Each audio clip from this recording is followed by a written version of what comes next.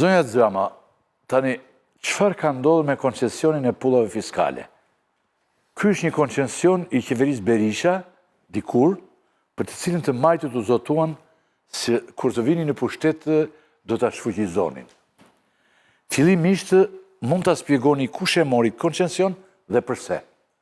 Kanë qenë 4 kontrata koncesionare në fushën e shërbimeve fiskale, të cilat janë dhënë në kohën e qeverisjes Berisha, ku një nga kartat që luajti Partia Socialiste në opozit në vitin 2013 dhe që pati dhe pik për të ardhur në pushtet, patjetër, jo vetëm përmes denoncimit të këtyre, por që mori përsipërdesh shfrytëzimin, është kontrata e markimit karburanteve, është kontrata e skanimit të kontenierëve në dogana, llotaria kombëtare dhe kontrata koncesionare e pullave fiskale. Pullat fiskale ofroheshin më përpara si shërbim nga ana e qeverisë shqiptare dhe i ofronte shteti. Pasi ky shërbim u dha me koncesion, tarifat mesatare për pullën e cigareve, verës dhe birës, bira e ka patur 0 dhe u bë 3 lek për pull, u katërfishua mesatarisht.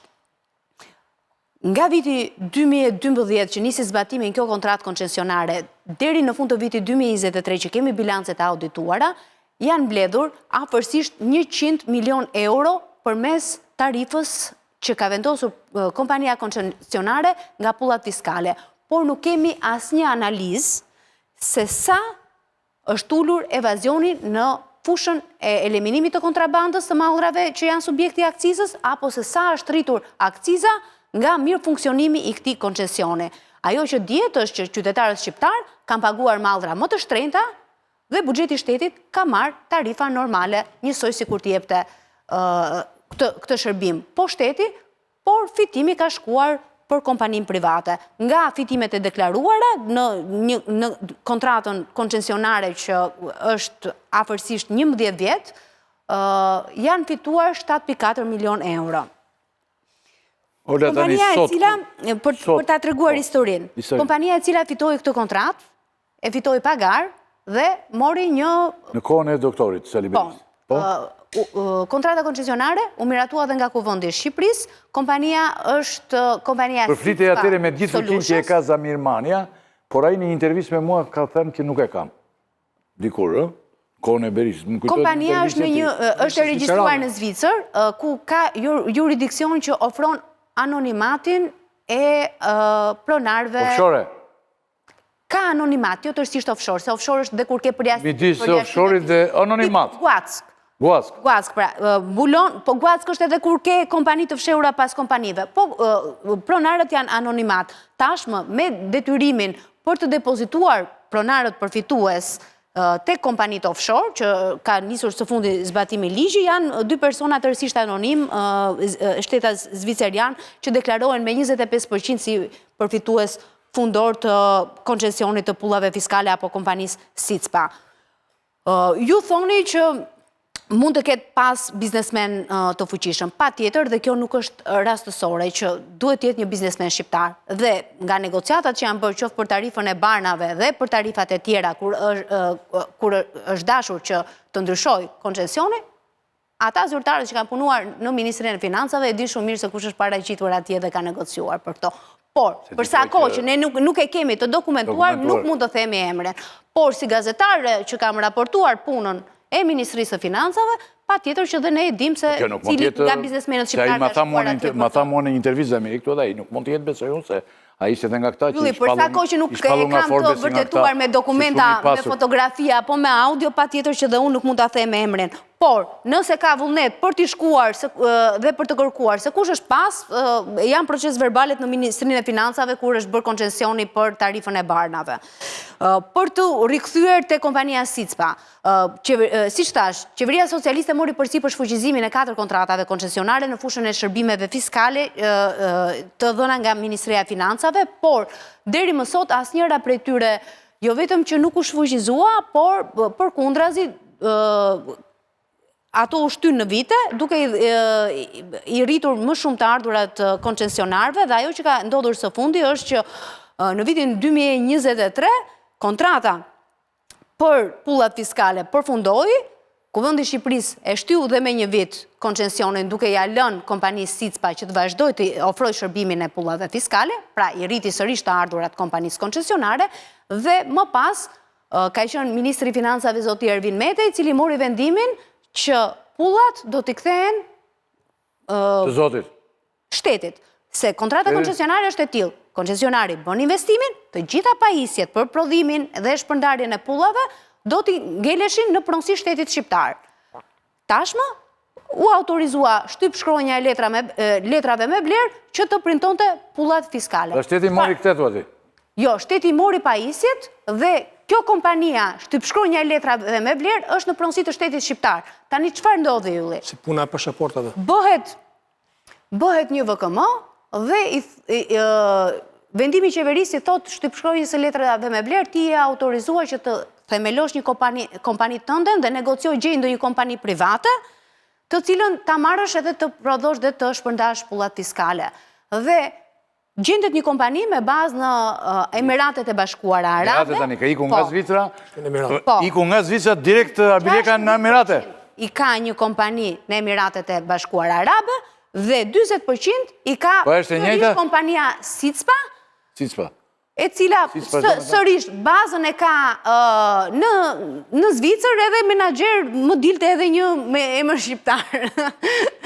Gjeti të emri ynë, S'kemi po tani ka ikur nga Zvicra të ati në Emirate, Dega e Zvicrës ka hapur, ka themeluar një kompani në Emiratet Arabe, ka bërë konsorcium dhe bashkim operatorësh me një kompani në Emiratet Arabe dhe ka hyrë me 49% te koncesioni pullave fiskale. Në një fiskale. kryeministri s'ka birë këtë që ta gjej se kush Tani që ta kuptojnë qytetarët Po se vështirë ta gjetur, po s'duam ta gjejmë. Nuk duan ta gjejnë. Çmimi mesatar i pullave fiskale në Bashkimin Evropian është 3 euro për 1000 pulla. Në Shqipëri ka qenë 22 deri në 30 euro në varësi të produktit. 10 herë më shumë, 10 herë më shumë. 10 herë më shumë dhe pullat qeveria këtu. bëri një lëvizje, Në ruaj të shikus 10 herë më shumë. Tja themi dhe popullatës të bëri një lëvizje që uli çmimin me 5 euro. Por sërish ne nuk kemi më 10 herë më shumë, po jemi 8 herë më shumë se sa mesatarja e 8 herë më shumë se Bashkimi fondeve të Evropian. Bashkimit Evropian. Po e pas kemi kaluar Bashkimin Evropian. Këto para për mallrat e akcizës i paguajnë qytetarët shqiptar, po ti kishte shtypshkronja e letrave me vlerë, edhe po mos ndryshonte çmimi, do t'i merrte parat buxheti i shtetit. Tashmë shtypshkronja e letrave me vlerë thot pse ti marr të gjitha parat tu, po i ndaj me këtë kompaninë private për gjysmë. Kaq që thjesht Do është. me thënë shteti këtu merr një diçka tani, Dhe justifikimi është që Merr gjysmën e fitimit. merr gjysmën e fitimit. Pastaj varet se si do t'i kenë shpenzimet, si do t'a kenë performancën. Dhe po të shohim standardin që është ndjekur, kompania është kontraktuar pagar. Privati ka mbritur tani me shtetin, hajti pjestojmë gjerat, ka thënë dhe tani shteti merr gjysmën. Marrëveshja e stabilizimit socimit, ligji për prokurimin publik, detyron edhe kompanitë publike që të zbatojnë rregullat e prokurimit publik. Në momentin që ti do kontraktosh si bashkëpronare një kompani private, duhet minimalisht që të hapësh një thirrje ku të vinë të gjitha ofertat dhe ti do zgjedhësh kompaninë me eksperiencën më të mirë, atë që të jep koston më të lirë për shërbimin që do të ofrosh të printimit të pullave apo të shpërndarjes. Dhe aty zgjedh ofertën më të mirë ekonomike që i leverdis qytetarëve shqiptar dhe nxjerr fituese dhe krijon konsorciumin.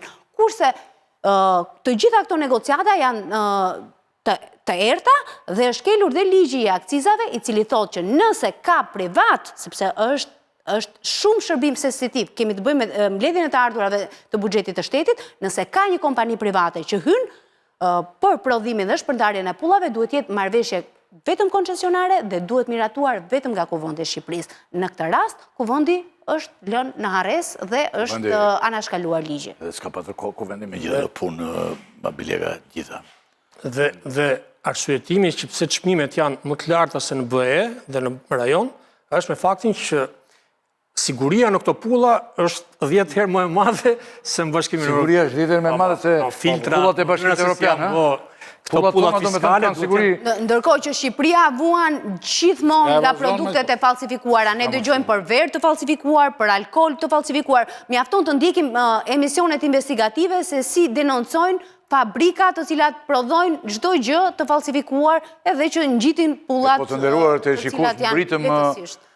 të shikus mbritëm një arritje më të madhe pullat tona pullat fiskale kanë 10 herë më të forta se kullat e Bashkimit Evropian. A e kuptoni ave? Këtu ka arritur kulmi. Dhe kjo ndodh me të gjitha koncesionet në Shqipëri, se nuk është ky vetmi. Të gjithë koncesionet nisen nga parimi që do bëjmë një të mirë publike, por në fund fare vetëm publiku e pëson. Të gjitha koncesionet janë në shkelje të marrëveshjes të Bizimit Asociimit? Asnjëri nuk është me garë. Asnjë nga koncesionet nuk ka shkuar me garë. Kemi konfirmimin që vjen nga Komisioni Evropian që Shqipëria është në rrugën e duhur. Ajo është edhe gjeopolitike, du të bëjnë edhe. Dakor. Sipas shenjave është e gjitha. Nëse një shërbim jepet nga privati, duhet të justifikohet se privati e bën më mirë dhe me cilësi më të mirë dhe më lirë. Ndërkohë që ne kemi tërësisht të kundërtën. Pra, kur e kishte shteti, bëhej më lirë. Kur e bëri privati e 4 fishoi tarifën, tani është privati në bashkëpunim me shtetin dhe unë vetëm me 25%. Nga jashtë të marrin pullat tona, apo së fund? Jam vetëm për ne ato, se në Republika e Shqipërisë të to. Nuk do vinë nga jashtë, toni ju që të marrin pullat tona ka i të sigurta. Po duan madrat sigurta ata duhet ta bëjnë, por ata nuk duan. Nuk duan të sigurta e Bashkimit Evropian. Por nga 4 a 5 koncesionet që ishin qeverin Berisha dhe që Rama kur ishte në fushat 2013 tha do t'i fshim të gjitha këto koncesione, do t'i marrë shteti këto punë, asnjëri nuk kanë, vetëm ai pasaportave i ka kaluar shtetit dhe ndërkohë kanë shtuar 4-5 koncesionet të tjera si qeveri e PS-s.